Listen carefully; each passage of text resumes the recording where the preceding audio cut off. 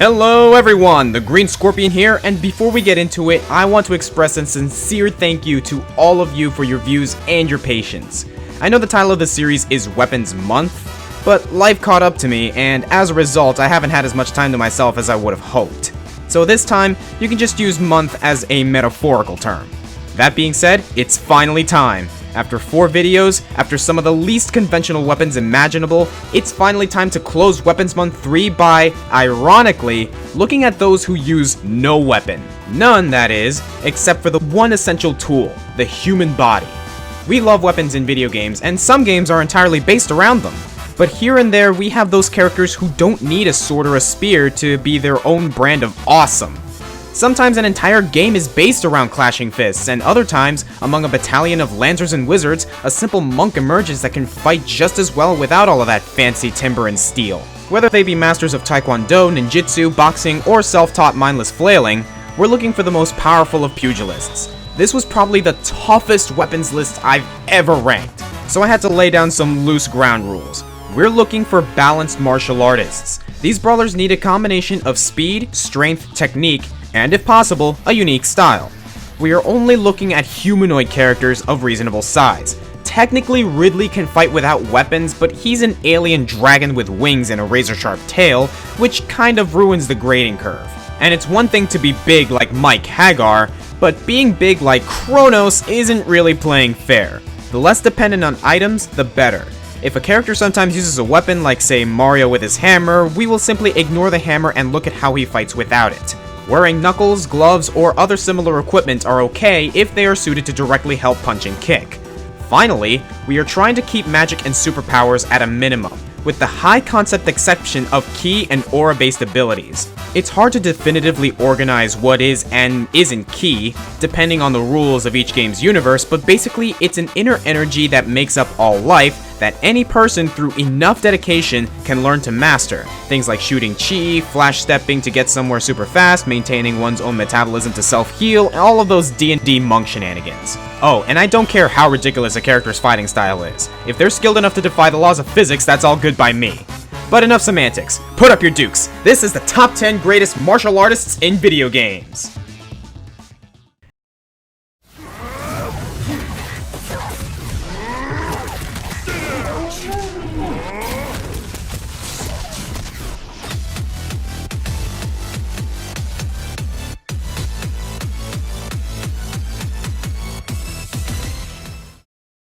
And after I spend so much time explaining the rules to you, my first pick challenges my criteria, but he kinda fits, and damn it, I really want to talk about Persona! Akihiko Sanada is an upperclassman at Gekkoukan High School, laid back but hardworking, practically unaware of the drove of teenage girls flocking behind him. He's also a member of a very extracurricular school club, SEES, a band of students who fight against the dark forces called shadows that torment humanity. Akihiko is captain of the school's boxing team. As a boy, he grew up in an orphanage with his lifelong friend Shinjiro and his little sister Miki, until one fateful day the orphanage burned down. Akihiko was unable to rescue his sister from the burning wreckage, and from then on vowed to become as strong as he could be to protect the ones he loved. He trains fervently, and is always seen bandaged or stitched up from one of his training accidents. He appears many times throughout the series, most notably as a party character in Persona 3 and as a playable fighter in Persona 4 Arena. In a party where characters use swords and various other weapons, Akihiko prefers to duel supernatural creatures with nothing but his trusty gloves. Well, maybe he uses a little more. Here's where we get into the controversy: his persona. The evil shadows are composed of human emotions, usually man's greatest doubts and insecurities. If a notable individual like Akihiko can embrace their faults, they can deputize their shadow into their own persona, which gives them special boosts and occasionally casts spells or fights for them. Akihiko does well enough without his persona. In fact, in Arena, his moveset revolves the least around persona moves and is based instead off of chaining combos to fill up his cyclone gauge. Still, the persona is a little iffy. It makes sense in the world of Shin Megami Tensei because the persona's power does come from the user's own heart, but I still would feel bad putting him any higher. While we're here though, let me talk about his persona real quick because it's got that kind of mythological symbolism that I always enjoy. His persona at the beginning of the game is Polydeuces, who in Roman mythology was also known as Pollux, the son of Zeus and the twin brother of Castor, even though Castor had a different father.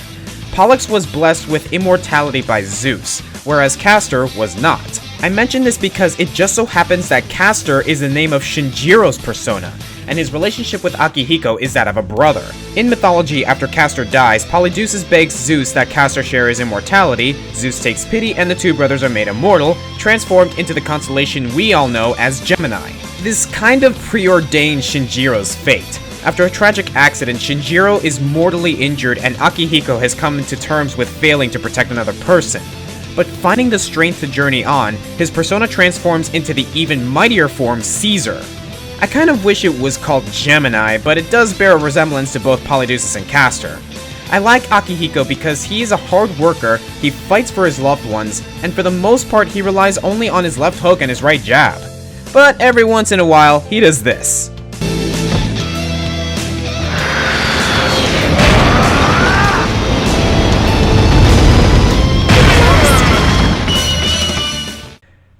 Mr. Sonata, please report to the principal's office. Murdering is cause for suspension.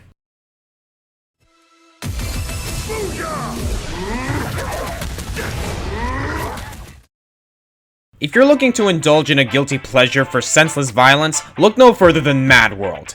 Here you'll find some of the bloodiest battles between some of the craziest combatants in video game history, and perhaps none come crazier than the Black Baron.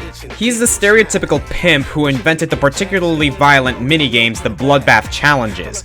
Before each segment, he explains the rules with the help of his horribly dressed assistant, and often becomes an unwilling example, but despite supposedly dying a gruesome death each time, he's always raring to go by the next round.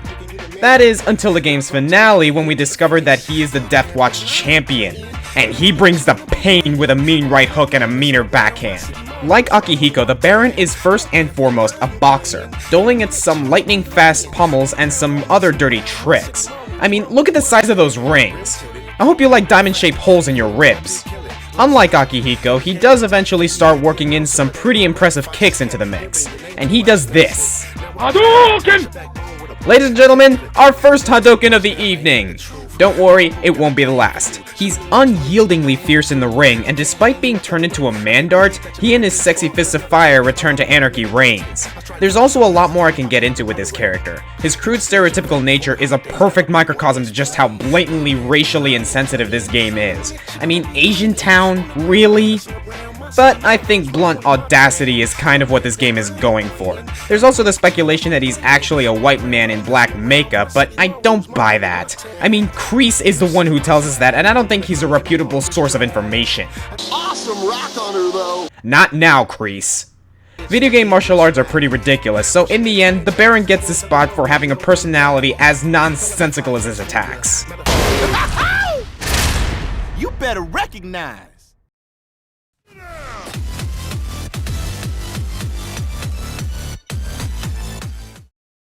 When you talk about Mad World, you're bound to start thinking about that other game.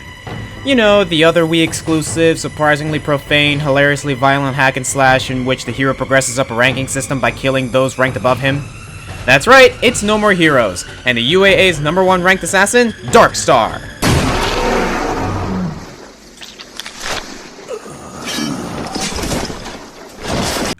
Scratch that. Jean. In the final moments of No More Heroes, Travis confronts his arch-enemy, the girl who killed his parents, who just so happens to be his half-sister. She's been training her whole life, and it really shows.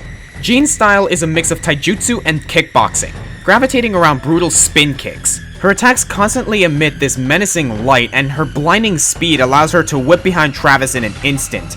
Despite fighting on a sandy desert, she can use a single dash and then slide along like she's on ice. Then suddenly stop on a dime and change directions. And when she starts getting desperate, she'll start combining her dashes with a 3-strike pattern that gets really hard to avoid.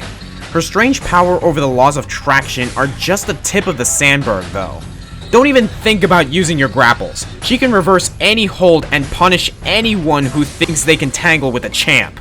On the more presentational side of things, she's not afraid to taunt her opponent to get them to drop their guard. Really mean taunts, too. And in the cutscenes, she spears her arm through someone's chest not once, but twice. Kalima indeed. For a franchise with such novel weapons as a sniper scythe and the flamethrower axe, it's nice to see someone willing to rumble with nothing but her arms and legs. If only she weren't such a psychotic.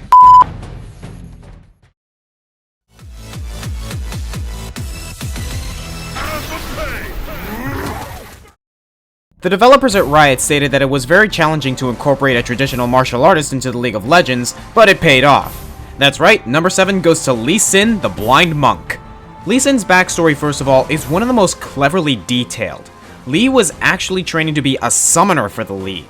He excelled at magic and soon grew weary of the slow curriculum and the lethargic pace of his fellow students, so he prematurely attempted to summon a beast from the Plague Lands. In his haste and naivete, he bungled the ritual, and his spell backlashed, destroying a small village and killing hundreds. With that much blood on his hands, Lee Sin was pretty hard on himself, leaving the school and retreating to a monastery in Ionia, where he lived in near seclusion for many years. Though he trained physically, his real intent was to discipline his mind and spirit, which led to him gaining complete mastery over the energies of his body. The monk only re-emerged into society when he heard of the tyranny in Noxus-occupied Ionia. As part of a protest, he went into a public square, doused himself in oil, and set himself on fire in protest, refusing to let himself be extinguished until Noxus fully withdrew from Ionia. This eventually led to a league rematch between the two governments and finally to the full liberation of Ionia. During this time, Lee Sin spent 2 months burning alive, his Shojin training keeping him alive, but he was still able to feel every second of agony. If this sounds ridiculous, this story arc is actually based on the acts of the real-life monk Quang Duc, who burned himself alive in 1963 in the protest of the persecution of Buddhists in southern Vietnam. Lee Sin has since almost been fully recovered, though the flames permanently claimed his eyes. Thus, Lee Sin humbly wears the title, the Blind Monk. The trope of the blind fighter has been around for some time now. Daredevil, Toph, and the like have all heightened their senses to make them perfectly able to fight, and Lee Sin is no exception. In Lee's case, he is so in tune with not only his own energy, but with the energy of all living things around him. He might as well have 20/20 vision. And though he's not physically as strong as some of his barehanded competition, he's got some fun moves up his pants sleeve. Having sworn off magic, Lee Sin instead expends energy to use abilities, rather than mana. His abilities are each double-faceted. For example, his Q, Sonic Wave, shoots a Hadouken, and if it hits an enemy, you can press Q again to use Resonating Strike, a flying kick that locks onto the target, traveling even through walls to get to them. If he has a nearby ally, he can use the move Safeguard, which lets Lee Sin jump to his ally and shield the two of them. Between Resonating Strike and Safeguard, Lee Sin is ridiculously mobile, and some of his greatest plays in League history have come from pro Lee Sin players hopping around like a heat-seeking Jackie Chan. Lee Sin can also slow enemies in a wave around him by pounding the ground, and his ultimate, Dragon's Rage, is a roundhouse kick of Chuck Norris proportions that send his target flying back. It's not the most impressive ultimate at first glance, but it's kind of the brilliance of Lee Sin. You have to look deeper. Lee is probably the hardest champ in the game to learn. He's so well-rounded that it's not obvious how to build his items, and his combo-based moveset will be useless to novice players. Heck, I consider myself pretty decent in League and I can barely scrape together kills with him. But like a martial art, those who master Lee unlock a hidden power that is unmatched. Oh, and fun fact, I also considered listing Udyr on here, but then I remembered that Udyr was trained by Lee Sin. If that's not a reason to list him, I don't know what is.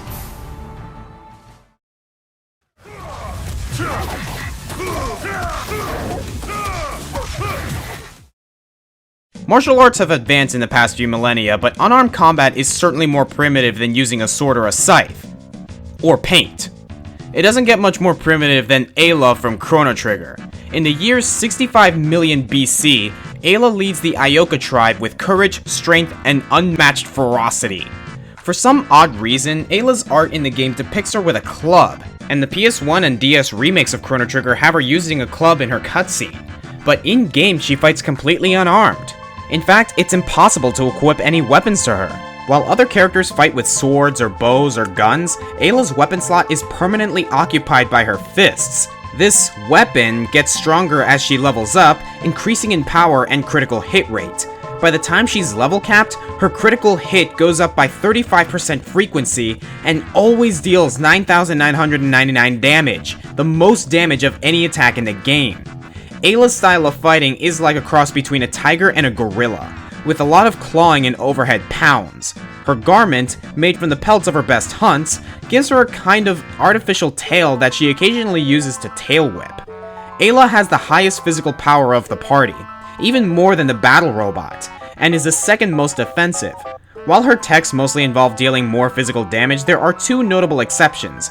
AYLA can kiss her party mates to restore a small amount of their hit points, because kissing always makes it feel better, and she can also charm baddies in order to snag random items off of them. This makes AYLA extremely versatile. She is the highest damage dealer, but she also serves as the team's thief, an off healer, and has enough survivability to use some resurrection items if the other two party members fall. She can also call in a dinosaur to tail smash the entire field, but that pales in comparison to her own feral fury. Rolling kicks, throwing boulders, savagely clawing at the enemy's face, the aforementioned tailspin, and the dreaded triple kick are all at AYLA's disposal to cave in some heads. To put it into perspective, AYLA's average day involves her slaying dinosaurs.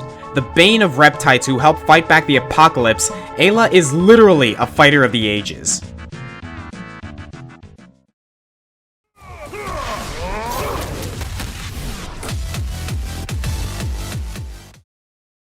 It should come as no surprise that some entrants are from fighting games. Burning his way into the top 5 is Liu Kang from Mortal Kombat. Though he certainly had competition from others like Sonya Blade and Johnny Cage, the Shaolin monk's accomplishments and ridiculous martial arts make him the clear choice for me. Hailing from Earthrealm, specifically China, he was trained by the legendary Bo Rai Cho. And despite his chief influence being a fat, drunken hermit, Liu Kang rose to become a mighty bicycle-kicking master of Shaolin Kung Fu. And seriously, those bicycle kicks. You have to be pretty coordinated to spin your legs while flying horizontally across a screen several yards at a perfect 0-degree angle. He is unmistakably based off of the movie legend Bruce Lee, and exhibits the same kung fu style complete with theatrical flying kicks. But like most Mortal Kombatants, he developed more of his own characteristics from MK2 onward, both visually and as a character. Besides his fantastic footwork, Liu Kang is notable for being one of the most respected warriors from Earthrealm. In canon, he is the victor of the Mortal Kombat tournament 4 times over. So almost exclusively by his acts, the Earth has been safe from invasion by Outworld. Keep in mind that Liu Kang is just an average guy. True, his extraplanar teacher may have unlocked a hidden fire mastery within him, so he works dragon flames and burning Hadokens into a lot of his attacks, and has a tendency to set himself ablaze to add speed and power. And yes, he does transform into a dragon occasionally, but that's a fatality. Which, I'll remind you all, he only uses it after he's effectively won the match by physical strength alone. In a tournament with Thunder Gods, Hoof Demons, and Striker using a freaking pistol, Liu Kang has the gall to walk in, head held high, and try to kick them all to death. It took the combined efforts of Shang Tsung and Quan Chi, 2 sorcerers, to finally pacify him, turning him into a zombie that, because it retained Kang's muscle memory, was nearly unstoppable. It also retained Kang's ear-splitting battle cry, so the difference was hardly noticeable. But the monk's soul found his way back to his body and now lives to save the world again in MK9. Other endings in different games throughout the series see Kang becoming a new Guardian of Earthrealm, being hired as Raiden's personal bodyguard. That's right, the Thunder God Raiden wants this mortal to be his bodyguard. And in one scenario, Liu Kang's mind, body, and spirit grows so mighty that he actually ascends to godhood. Dude, my monk in Dungeons & Dragons was never that good, and he was nearly level 20. And this guy's only number 5. Oh boy.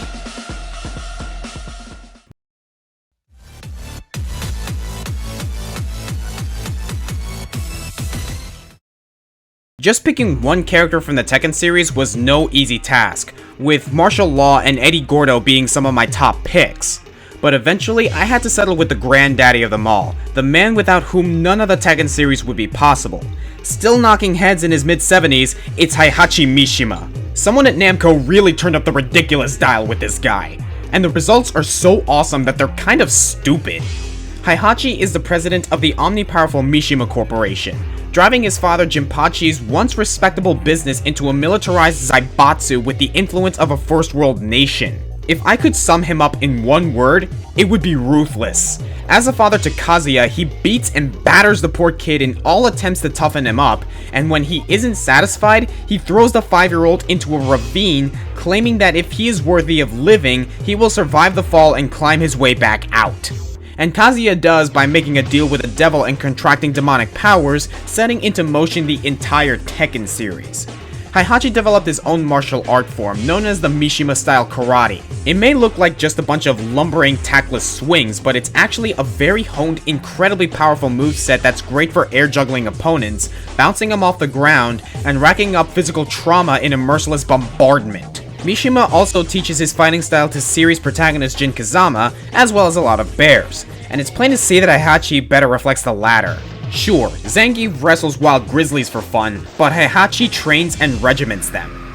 And yes, Kazuya and Jin have both defeated Heihachi on occasion, but they needed demonic powers to even keep up with Grandpa here.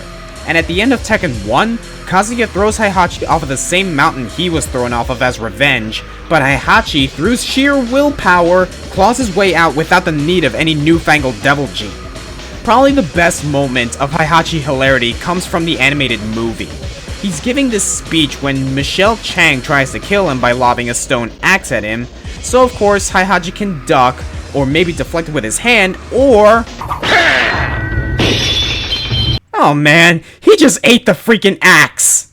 Sure, he never ascended to godhood, but Heihachi still trumps Liu Kang on one vital point, which is in that I'm pretty sure Heihachi would kick Liu Kang's ass.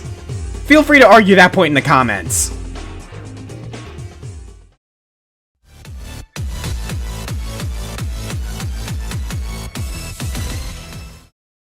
Now, before I go on, let me say that the top 3 of this list was so close, I actually had to change it twice. I finally had to base it off of the criteria that if these guys fought, who would emerge victorious? With that, we come to our number 3 and maybe the most classic game example of a martial artist, Ryu from Street Fighter.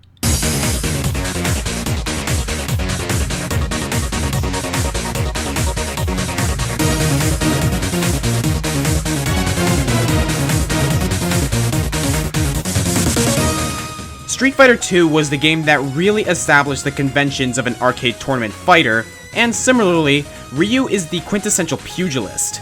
Despite being basically the first thing you think of when it comes to video game barehanded fighters, Ryu still holds the distinction of being one of the best. On the surface, he seems a little run-of-the-mill, at least character-wise, and there's a simple dignity of his story. He plays the part of a wandering warrior, traveling the land without wealth, supplies, or even shoes, training whenever he can and always on the lookout for an interesting stranger for some friendly sparring. He has a fiery will to become the greatest martial artist in the world, which he defines as being able to best as many other world warriors as he can in fair combat.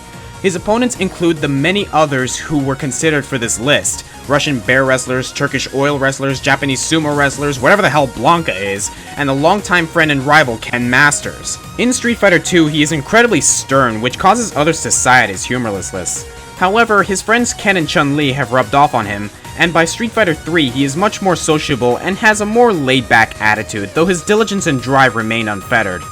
His fighting style, passed down by the master Gouken, has become the common style for Street Fighter characters, with numerous imitators, but none demonstrate the fundamentals quite so well. His signature moves include the Shoryuken, a fearsome uppercut, and the Tatsumaki Sanpukyaku, a gravity-defying move that earns its translation of Hurricane Kick.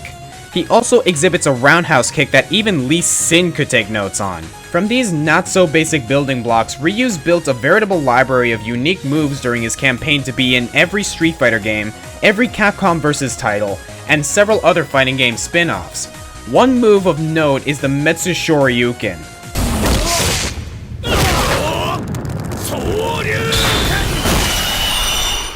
Every time I see that I cringe. The cornerstone of Ryu's moveset is the Hadouken, this being the game that coined the term. I've already mentioned how Lee Sin and Liu Kang have trained their bodies and spirits so rigorously that they're practically one, and thus can manifest their spiritual energy as projectiles. The Hadouken, translated roughly as wave motion punch, is no different. Ryu throws a fireball-shaped blast that simulated the punching in his stomach of someone several feet away. Ryu's mind, body, and spirit are truly one, and so he can channel his power into more than just a cheap reusable range spam. There's the Shakunetsu Hadouken, the Ren Hadouken, the Baku Hadouken, the Hado Hadouken, and the Shinku Hadouken, just to name a few. It's a great power indeed, but it comes at a cost. Having awoken his latent power within, Ryu now holds the responsibility to keep it from consuming him. If his power, the Satsui no Hado, is not kept in balance through constant exercise and meditation, Ryu will lose himself to his inner darkness the same way Akuma did. Bearing the weight of his own dark potential, Ryu traverses the planet on foot, collecting lasting friendships and defending the weak and downtrodden wherever he may go. If I could, I would make him number 1, but these next two just narrowly beat him out. Don't be sad, Ryu. Would you like some pound cake to make you feel better? I'd like some pound cake! I'd like some pound cake! I'd like some pound cake! I'd like some pound cake! I'd like some pound cake! I'd like some pound cake!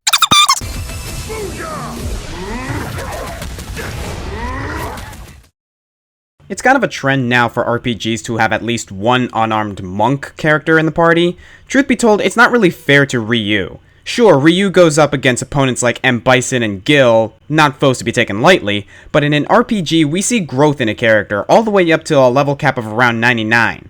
So it's no disrespect to Ryu, but you can't expect him to compete with the monks from Final Fantasy. The question is, which monk do we pick? Yang? Tifa? Snow? Zell? Yeah, I shouldn't pretend this was a hard choice. It's Sabin from Final Fantasy VI. A prince of Castle Figaro, Sabin and his twin brother Edgar inherited a kingdom at a young age. But Sabin wasn't the type for politics or sleeves, so he ran away to the mountains. Like how Ryu has his master Gouken, Sabin learned martial arts from a reclusive hermit named Duncan. But when his master is allegedly killed by another pupil, Sabin puts his skills to use, helping his brother and the resistance to overthrow the Empire. Sabin is very limited with his equipment. He can only wear light armor, and his only weapons are fists and claws to augment his own physical power. Through the Magicite system, it is possible to teach Sabin any spell in the game, but it's not the best way to go given his middling magic stats and small MP pool. His real potential comes from a character-specific skill set called Blitz, where the player inputs a button command to use a variety of hidden techniques. Let's just name a few.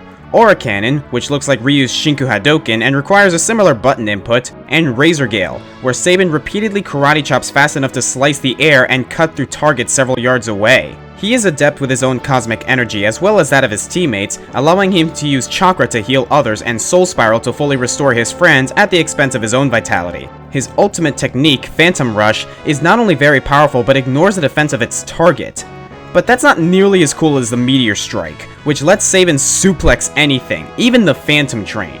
Yeah, I know everyone jokes about that, but did you know that when he's confused, Sabin can even suplex himself? He may be brash and prefers to leave the trivial matters like strategy and planning to his tech head brother, but his acrobats, physical prowess, and mystical blitzes make him the best martial artist in gaming. Almost.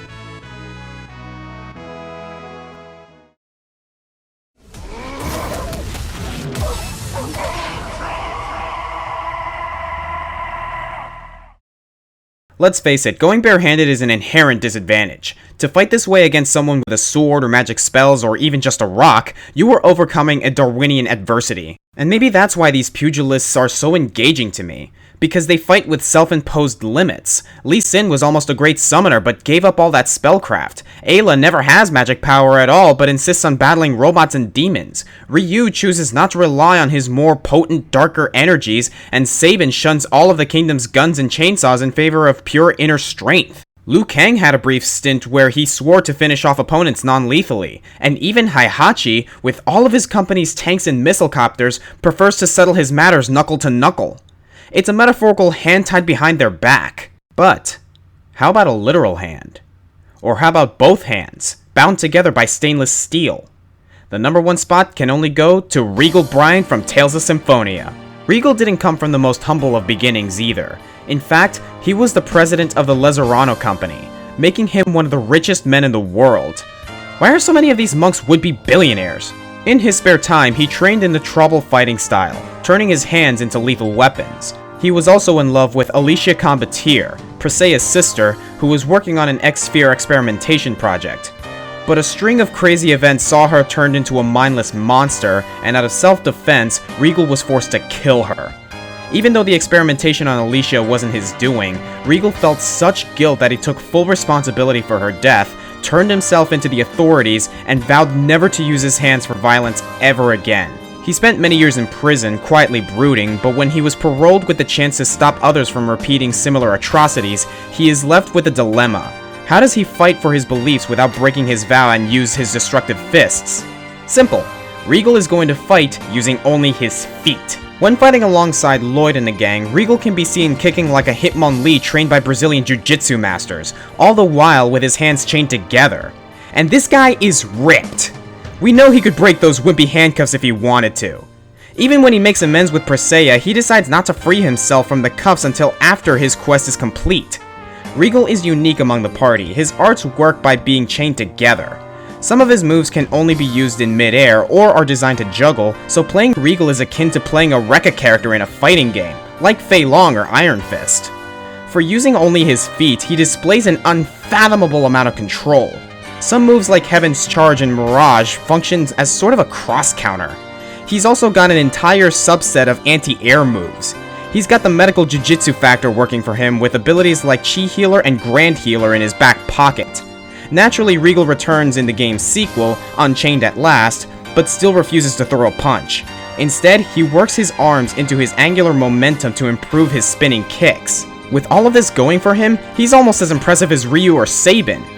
If only he could use a Hadouken.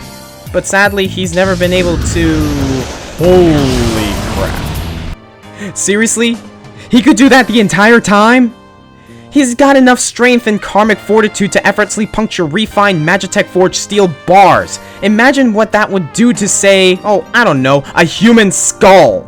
He'll use this from time to time on inanimate objects, but refuses to use any of that power on living creatures, or even random monsters. He doesn't have any qualms beating them to death with his shins, but pugilistic violence is right out. The tipping factor for Regal is that as powerful as he seems, as high as you level him, as godlike as his pedal dexterity becomes, you know he's still holding back, and there's an even greater strength lying dormant. Honorable, disciplined, and unstoppable, Regal Bryant just narrowly takes a spot as the #1 greatest martial artist in video games. I am the Green Scorpion, and thank you guys for joining me for Weapons Month 3. Until next time!